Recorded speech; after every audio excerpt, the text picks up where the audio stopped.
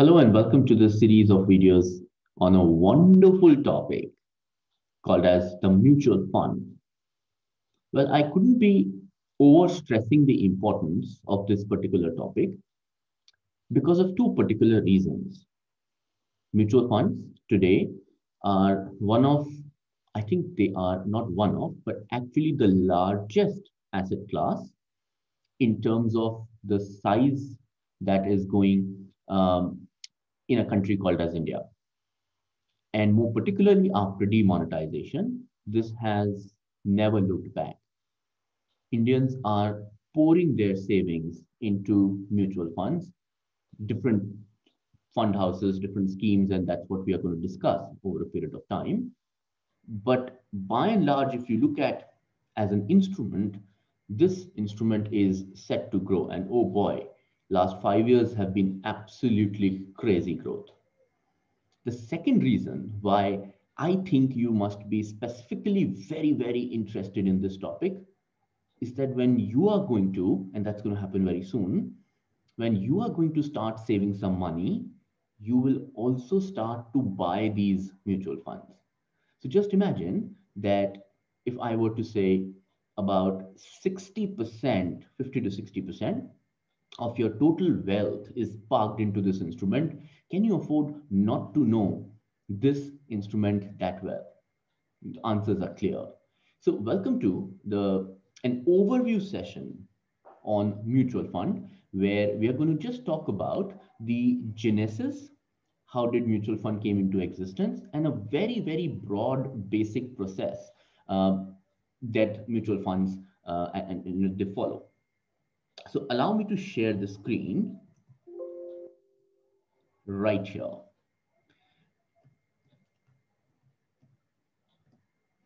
Well, it's a very commonsensical example, and you have to put yourself in the shoes of this expert, this technical expert.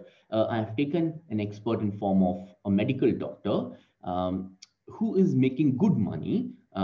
By making good money means that his income is much greater than the expenses, which means that he is able to generate a lot of savings and he wanted to manage his wealth. And there are different instruments in which he can put his money, such as gold, FD, real estate, equity shares, bonds, and the debt market, etc.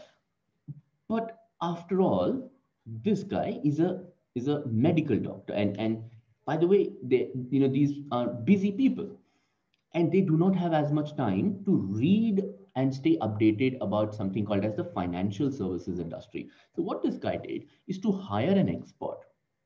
By the way, in this course, you are here. You are this expert. You are the one who is a professional money manager. You are the one who is hired by this technical doctor who gives out his wealth to you in your hands so that you can make it grow. So as you can automatically see that being a money manager is a matter of fiduciary capacity. You are taking decision on someone else's behalf, right? And soon this guy called as the suited booted money manager started to do an honest job and the doctor was very happy. Soon thereafter, there were too many doctors because the word travels. They started to give out their wealth. So the pool of money initially that started with just one doctor started to grow. And finally, you realize as a money manager that you started to get calls from doctors, teachers, administrators, lawyers, um, you name different professions, businessmen, IT service people, pharma sector, etc., etc. So soon the whole world started to go after you. At the end of the day, don't forget, you are here. At the end of the day, you know something which they don't. You could do something which they could not. And that's how the model of money management, professional money management started.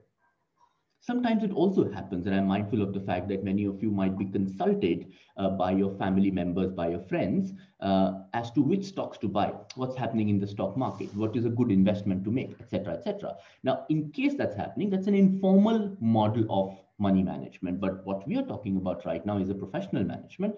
And as you see, the word professional would kick in some kind of a regulations. You need some kind of a rules and plethora of technical things to kind of burgeoned this particular model. So I'm going to speak about those things right now. But before that, I wanted to give you a broad temporal definition. By that, I mean that what happens at T0, what happens at maturity, and what happens throughout.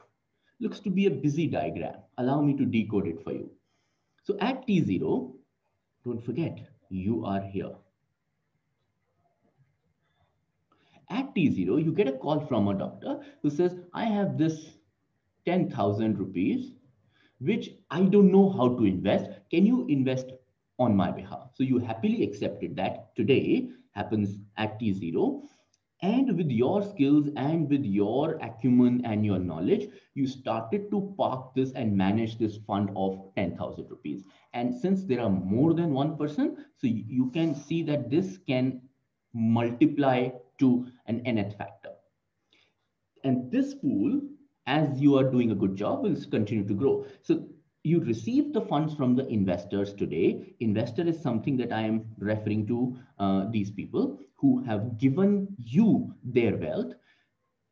The investor will give their wealth at T0. You are going to manage it and make it grow for a particular period of time. It could be 20 years, it could be a long-term goal, or it could be as small as a 6-month or a 3-year kind of a horizon.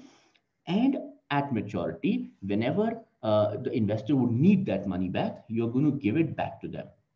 And during this process, you're going to communicate your performance, you're going to communicate your actual realizations, actual data in form of what are the securities you're buying, what are the kind of assets that you're investing, maintaining transparency over a period of time from T0 to TM, and will give the information about the book returns that the investor is making. Why do I call it book return?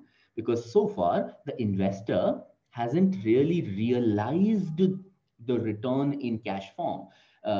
After paying 10,000 to you at T0, he hasn't got any realizations back. The realization is going to happen at maturity. This is a time where we say that the returns have been realized. So far, you're going to communicate at regular intervals. Now that regular interval could be in per annum, per 6 months, per quarter, per week, per day. Sometimes mutual funds can need to communicate everything on a daily basis, and that's where the regulations come into picture. Highly governed, by Securities and Exchange Board of India. We are going to talk about in a very very short period of time. So you see that the money manager is going to communicate that 10,000 rupees have become 11,000. It has become 12,000. So you see, at this point in time, there is a gain of 2,000 that has been made, but that's still a book gain. That still is a unrealized gain. All right. And I come to this particular meaningful definition of this instrument called as the mutual fund. I want you to pause the screen right now and read it once, so that when I'm going to explain it, you don't feel like an Alice in the Wonderland. Okay, so your time to pause the screen begins. All right, I hope that you actually paused the screen. And now I'm going to explain what does each of these things mean. Mutual fund is an investment vehicle. That's just a pass-through mechanism. It's a vehicle. It's a vehicle to take you from point A to point B. Okay, that pools. That means more than one person is going to put in money. There is no mutual fund which is, I won't call that mutual fund, because the word mutual actually suggests that there are more than one doctors who are putting money into it. So the word, so is there a possibility that a very wealthy person like the king of some Saudi Emirati is creating a pool all for himself? Absolutely, that's a possible. But then you won't call that a mutual fund. Okay, so we are right now at an instrument where we call it by name, literally mutual fund. So the pooling effect needs to happen. Savings of several investors. They could be from different, uh, stratas of the society. They could be different educational background, and everyone gives money into one pool. It's like everyone sits on the bus, which is going from one place to the other place, and is being driven by the money manager. You are driving that bus, in which, if you look back, the travelers are from different heterogeneity. And what happens during this process? The amount of this pool is invested into a variety of security. It's not necessary that you're going to invest only into one particular security. You can invest into equity, bonds, debentures, a combination of these, or real estate, or sometimes gold. There are different versions, and we are going to discuss all of that in our live class using live examples.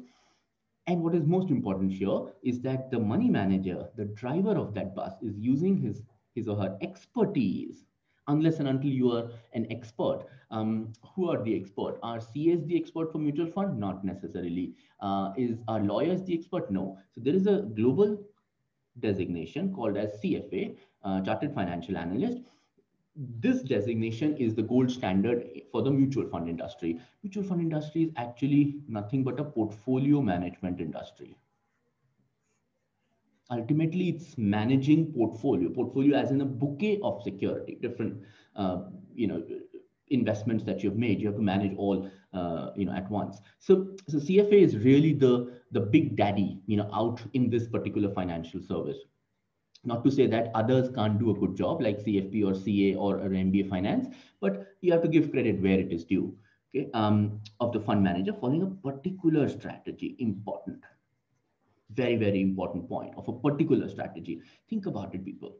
Different people want to achieve different objectives through this pool. So an aggressive investor, an aggressive doctor who is at an age of 30 earning good amount, an aggressive surgeon would want to take higher risk and on higher return. On the other hand, on the far extreme could be a 65-year-old who just got retired and is in no mood to take any kind of risk.